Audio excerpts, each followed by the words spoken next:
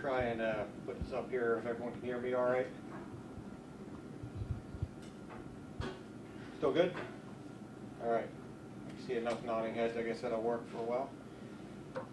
So what we ended up doing is looking at the radio infrastructure, and just to kind of give you an idea of what we're really referring to is the actual tower sites that provide the radio communications to everyone of you and others who are out there on the ground. So it's not looking necessarily on the dispatch side, but really the actual radio infrastructure itself there, from how it's operating today, some options available for the future here, and trying to take a look at some of that.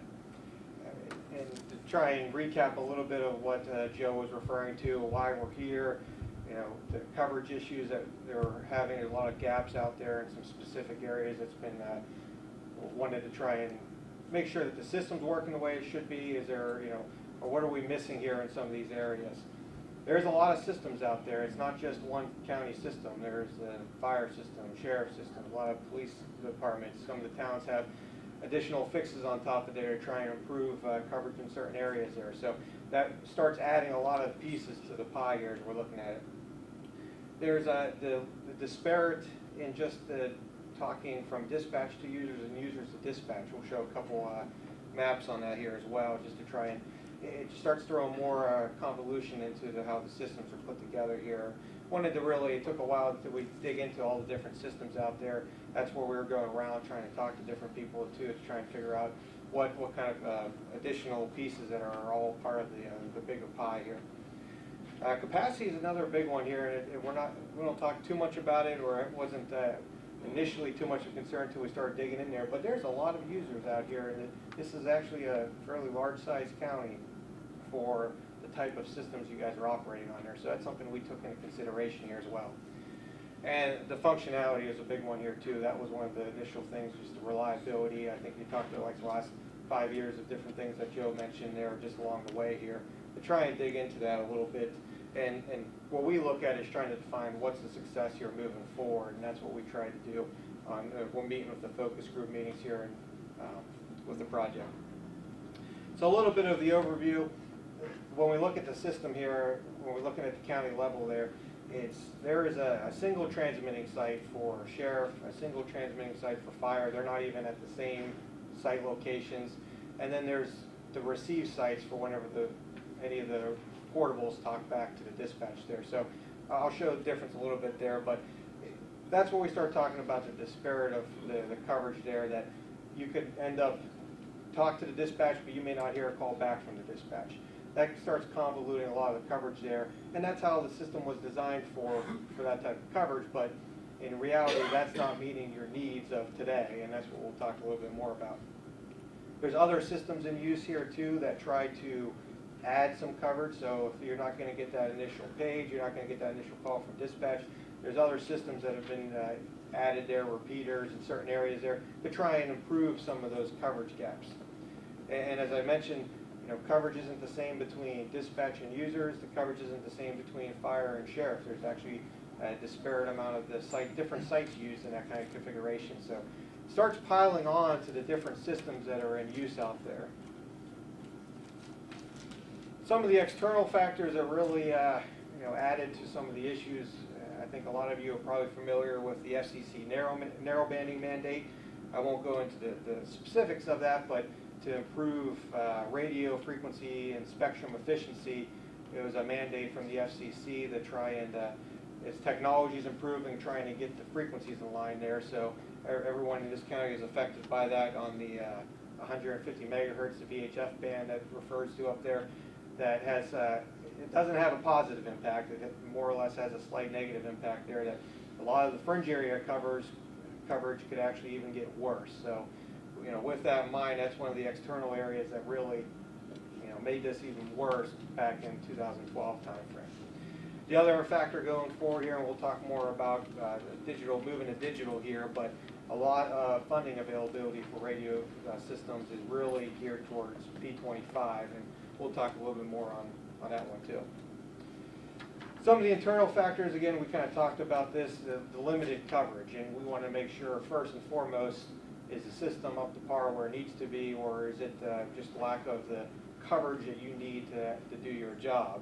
So the single base station transmitters, you know, you have 6, 7 sites out there, really 6 per each system. In reality, there's only one site that's transmitting to provide that coverage from a dispatch to the users out there. So definitely a disparate area. There are a lot of dead spots associated with that. I'll show a map that kind of hit some of those areas. So the dead spots are easier to work around. They're more known.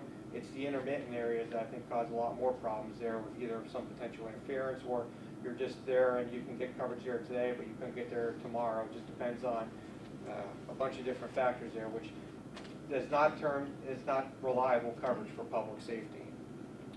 A lot of inconsistencies there. Paging was another big one there too, where we had some of the paging that came, that sometimes we could get the tones and voice, sometimes we only get partial of the message, sometimes we have to repeat some of those messages. That was a big area there around paging. And other inconsistencies, again, a lot of that you'll start seeing is associated with just the not enough sites really to provide the coverage you're looking for there. And there's even some other areas that we're looking at. I think there's some potential interference potential with a few of the sites there. Once you're reusing a lot of the same frequencies throughout the county, and although you can't necessarily hear other people talking, there's still a radio propagation side of that has an impact there with a lot of different agencies using the same frequencies, and we tried to look into that a little bit.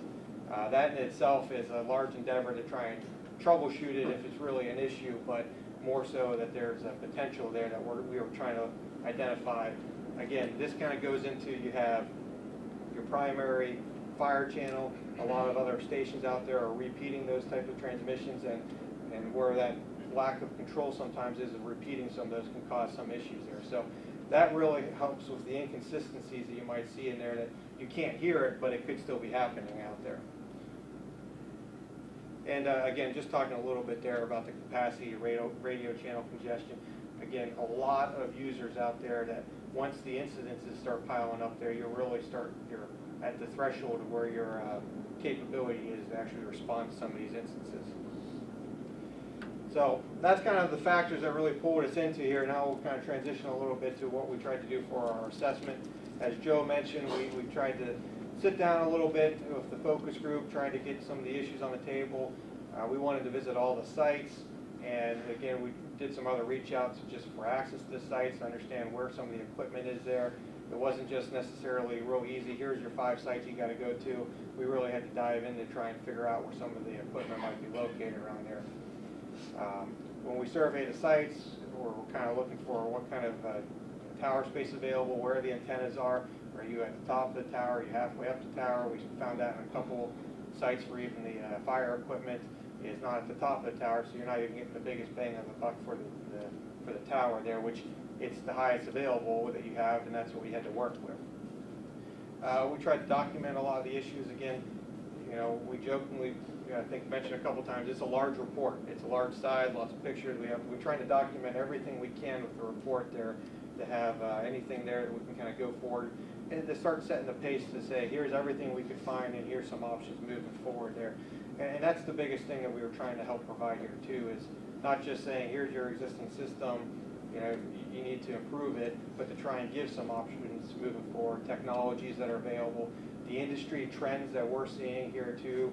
We do work all over the United States, and where different agencies are progressing, where some areas that we need to focus in on, and trying to provide some of those solutions for you here too. And then trying to look at, just from the infrastructure side and down to even some of the subscribers, of what kind of cost range are we looking at here too, because for anything when it's associated around 911, that radio could have one of the largest impacts to it, because there's a lot of sites out there that have equipment, and that's what we're trying to look at, try to give some ballpark of where these options we're looking at.